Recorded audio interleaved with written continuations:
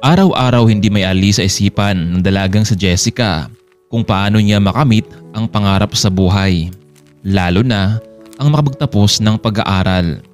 Sa kadala ng parehong wala na ang kanyang mga magulang at ulila na ito ng lubos. Mapalad siya dahil nariyan ang kanyang tiyahin, kapatid ng kanyang ama na tumulong sa kanya sa pag-aaral sa elementarya. Ngunit ilang taon lamang ang nakalipas ay nagbago na rin ang pakikitungo nito sa kanya. Lagi siya nitong sinasaktan kahit walang dahilan, sadyang pabigat daw ito sa kanila. Pero ang totoo ay lagi kasi itong natatalo sa sugal kaya siya ang pinag-initan at malas daw sa kanilang pamilya. Kaya naman habang nagkaroon siya ng pagkakataon, umalis na lamang ito sa poder ng kanyang tiyahin na masukan siya bilang isang dishwasher sa isang kantin. Mabuti na lang at mabait ang mag-asawang nagpapasok sa kanya sa kanilang kantin. Nag-offer din ito ng libreng pag-aaral nito sa high school. Labis ang saya na Jessica dahil mabuti pa ang ibang tao, may pusong tumulong sa kapwa. Samantalang ang kanyang mag-anak ay puro pang-api at panglait ang kanyang inabot. Miss Juarez, late ka naman sa klase ko? Sir, pasensya na po. Kaka-out ko lang po kasi sa part-time job ko. Halos nabitin sa hininga ang dalaga dahil sa pagmamadaling makaabot sa kanyang klase. Sige, you may sit down. Nakaupo na siya sa kanyang upuan habang nagsimula ng magsulat. Makinig kayong lahat. Bukas magkaroon tayo ng exam. Kailangan walang malate sa inyo. Lalo ka na Jessica. Napatangon na lamang ang dalaga. Hindi niya alam kung bakit isa rin siya sa palaging pinag-initan ng kanyang guro. Marahil dahil sa may edad na rin ito at mabilis mag-init ang ulo. Isang oras ang nakalipas ay lumabas na rin ang guro nila. Kaya naman ay nilapitan siya ng dalawa nitong kaibigan. Jessica, ano nangyari? Bakit ka naman late? Naku Agnes, kaka-out ko lang kasi sa trabaho ko eh. Sabay naman nasiraan ng jeep na sinasakyan ko kaya yun. Medyo nalita ako ng konti. Ikaw kasi Jessica, masyado ka na kasing masipag. Baka naman magkasakit ka niyan. Cristel, talagang gagawin ko ito dahil wala naman akong ibang masahan eh kundi ang sarili ko lang. Kaya nga Jessica, bilib kami sa iyo ni Agnes na determinado ka. Ano? Dahil wala pa ang sunod na guro natin, tara na sa kantin. Nagutom ako sa turo ng guro natin na hindi ko na maintindihan. Saad naman ni Cristel. Nako, kayo na lang ni Agnes, Cristel. Busog pa naman ako eh. Kaya nga naman Jessica, pinapairal mo naman yung pagiging kuripot mo. Don't worry, akong ubayad sa lahat ng kakainin natin. Wala na nagawa pa ang dalaga kundi pumayag na lamang sa alok ng dalawang kaibigan. Habang nalalakad sila patungo sa kantin, napansin ni Jessica ang isang lalaki na palaging nakatitig sa kanya na halos matunaw na siya sa katitig nito. Friend, ayun na naman si Gino. Lagi na naman nakatitig sa'yo. Iba talaga kapag mayroon kang kagandahan ano? Pwede ba kayo ha? Alam niyo namang wala akong gusto sa lalaking yan. Masyado siyang mayabang. Akala mo kung sino dahil ba sa mapera sila? Huwag na nga nating pansinin yung lalaking yan. Nagpatuloy na lamang sila sa paglalakad at naupo sa bakanting mesa habang si Cristel naman ang umorder ng kanilang mga kain. Nagpasalamat itong si Jessica dahil meron siyang mabait na mga kaibigan. Sa tuwing paglabas nito sa trabaho ay laging kapilang ang kanyang ininom. Sa tanghali na siya bumabawi ng kain. Ganon siya magtipid dahil meron siyang binabayaran na maliit na kwarto at listusin pa sa pang-araw-araw kahit na libre ang binibigay sa mag-asawa. Ngunit nahiya na ito sa offer nila kaya sa tuwing sahuran ay naglalaan siya talaga ng pera para sa kanyang sarili. Jessica, pagkatapos ba ng klase natin ay uwi ka na rin ba sa apartment mo? Nako, hindi pa Cristel. May sunod pa ako na part-time job. Kahit 4 na oras lamang ay yun ay mahalaga pa rin sa akin. Jessica, tanggapin mo na kasi ang alok ni na mom at dad na sa bahay ka na tumira. Nasa trabaho naman sila araw-araw at wala akong kasama doon maliban na lang sa yaya namin. Isinama kasi noon ni Cristel ang kaklase sa kanilang bahay at doon niya nakilala ang mga magulang nito. Naantig ang puso na mag-asawa sa buhay ni Jessica kaya naman nag-offer din ito na doon na lamang tumira. Nagpasalamat naman ang dalaga sa pagiging matulungin ng mga ito. Pero tinanggihan niya yon. Gusto niyang mamuhay sa sarili nitong pagsisikap. Mayaman ang mga magulang ni na Agnes at Cristel. Kaya naman ito ang laging taya sa tuwing meron silang hangout. Patapos ng kanilang buong klase ay nagpaalam na itong si Jessica para pumasok bilang waitress sa isang restaurant. 4 na oras na naman ang kanyang lalaan dito. Ganun kadesidido ang dalaga lalo na sa pagpasok nito sa kolehiyo.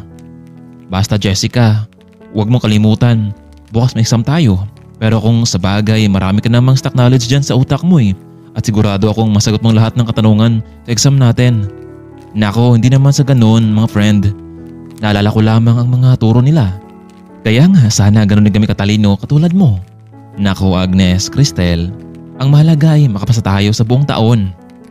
Tuloy na ngang lumabas ng campus itong si Jessica. Sumakay agad ito ng tricycle patungo sa restaurant na pinapasukan. Habang nasa loob ng sasakyan ay naglagay na rin ito ng kaunting make-up para naman hindi mahalata na haggard ito dahil ilang oras lamang ang kanyang tulog. Pagdating sa restaurant ay nagtungo ito sa locker room para magbihis. Nakasabayan nito sa loob ang nakatrabahong si Shane, isang kahera. Jessica, ang agma naman yata pumasok ngayon ganun talaga Ma'am Shane. Para naman hindi ako palisin sa aking part-time job. Alam mo Jessica, ako tuloy ang naawa sa'yo. Hindi ko kayang magawa yung ginagawa mo. Ganun talaga Ma'am Shane. Para akong tayod kalabaw. Pero sige lang. Alam ko naman na balang araw ay magbubunga din itong ginawa ko. Kung sa bagay Jessica, positibo lang sa buhay. Ikaw pa ang lakas mo Sa loob ng 4 na oras ay nanatiling nakatayo lamang itong si Jessica. Kahit na napagod ang kanyang mga paa ay tinitiis niya pa rin ito. Halos 3 oras lang ang kanyang tulog. Ganyan ang routine sa araw-araw maliban na lamang kung walang pasok sa eskwelahan. Mapagpahinga siya ng maayos. Jessica, bakit kaya hindi ka maghanap ng maging sugar daddy mo o kaya naman isang mayamang matanda nang sa ganun ay magiging maginhawa ang buhay mo? Sa ganda mo yan, panigurado akong hindi ka nila ayawan. Naku Ma'am Shane, mukhang kinikilabutan ako sa sinabi mong yan. Ayoko nang ganun. Baka naman kasi sabihin ng ibang tao na pera lang habol ko sa kanya. Tsaka baka gawin nila akong katulong. Kaya mas mabuti pang ako na mismo ang magsumikap para sa katuparan ng pangarap ko. Kung sa bagay Jessica, suggestion ko lang naman yun. Nakita ko naman kasi na talagang determinado ka sa araw-araw. Matapos nilang magbihis ay nagtungo na sila sa kanilang posisyon bilang cashier at waitress. At hindi na malaya na Jessica na oras na pala ng uwian. Agad naman ito nagpaalam sa mga coworker at manager na siyang nagpapasok sa kanya. Kaya paglabas nito ng restaurant ay halos wala nitong lakas pa pero pinipilit niyang makauwi sa bahay. Matapos ang 4 na oras na duty ay umuwi na nga ang dalaga. Pagkarating sa bahay ay sumulyap muna ito ng review para sa exam kinabukasan. Bumangon na naman ito sa madaling araw. Katulad ng nakagawian, papasok muna ito sa isang maliit na kantin hanggang alas 7 ng umaga. Miss Suarez, mabuti naman at maaga kang nakarating dito. Dahil magsimula na ang inyong pagsulit. Napatango na lamang itong si Jessica bilang pagsang-ayon. Halos 20 minutos lamang ang oras ng kanilang pagsusulit. Hindi naman hirapan itong si Jessica dahil alam naman ito ang mga sagot. Pwera na lamang sa dalawang kaibigan na medyo nahirapan. Hay, mabuti naman at natapos na din ang exam natin. Mukhang hirapan ako dun At kailangan natin mag-relax ngayon, hindi ba Agnes? Naku Cristel, yan ang gusto ko. Since na walang pasok naman bukas dahil Sabado, why not? Napalingon ng dalawa kay Jessica. Oops, anong tinitigan nyo din dalawa? Alam niyo namang may pasok ko diba kapag Sabado, kaya huwag niyo na akong isama. Naku Agnes, papayag ka ba doon? Mukhang hindi tayo magiging masaya kung wala si Jessica. Jessica, Sabado naman bukas. May alam akong isang big time na party. Take note, puro mga bilyonaryo ang naroon. Siguradong isa sa atin na makabingwit ng malaking isda. Magpaalam ka lang sa manager mo. Panigurado naman ako na papayag din yun. Naku Agnes, Cristel, kayo na lang, pwede ba? Jessica, hindi pwede. Magkano ba ang araw mo? Kami na magbayad ni Agnes. Magkano? 5,000 ba? Sige na Jessica, please. Alam mo ba ang minsan lang ito mangyari sa atin kaya i-grab mo na. Kami nang bahala sa isuot mo. Hindi na nagawang tumanggi pa ng dalaga. Jessica, sumakay ka na. Sabay ka na sa amin ni Agnes. Sabay na tayo matulog. Total naman ay mag-isa lang ako sa bahay. Magpaalam na tayo kay daddy at mommy. Bago umuwi ang tatlo, nagtungo na sila sa mall para bumili ng mga gown na isuot at isang maskara na natakip sa kanilang muka upang hindi sila makilala na mga bilyonaryo na pawang mga estudyante pa lamang sila. Maya-maya pagkarating na sa bahay ay naroon na ang mga magulang nitong si Cristel.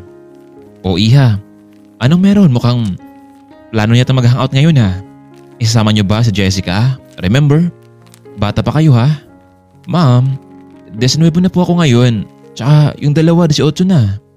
Kaya ma'am, please pumayag ka na." "Hay naku Cristel. Ano ba bang gagawin namin? Ang daddy mo kundi pumayag na lamang. Kung saan ka masaya, okay na kami." "Naku ma'am, maraming salamat. Basta before mag-11 ng gabi, umuwi na kayo."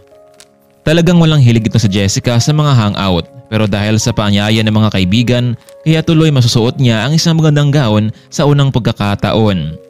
Maaga nakatulog ang tatlo, samantalang nakarelax naman itong sa Jessica. Pumayag naman kasi ang kumpanya na absent siya kinabukasan. Suot na Jessica ang isang gown at mapapansin talaga ito ng mga kalakihan kapag nakasalubong ito. Ngunit nakatakip pa rin ang kanilang mga mukha upang hindi sila makilala. "Cristel, Agnes, kinakabahan ako. Tingnan niyo, ang daming tao dito." "Oo Jessica, lahat ng narito ay mga bilyonaryo, kaya kapag may nakausap kang gwapo, sunggaban mo na." "Ano? Nakadiri ka naman Agnes. Hindi naman ako ganun ah." "O siya, basta dumikit ka lang sa amin, pero kapag may pagkakataon ka ng pumili, magpakilala ka agad." Dito na kaya matagpuan ang true love ni Jessica. Magiging successful kaya ang kanilang dinaluhang party, o ito na ang magiging simula ng kalbaryo sa buhay ni Jessica? Kaya mga kaibigan, atin pong pagkaabangan ang susunod na kabanata sa ating part 2. Kung nagustuhan niyo ang ating part 1 ay huwag kalimutang pindutin ang like button. Maraming salamat po. Abangan ang ating part 2.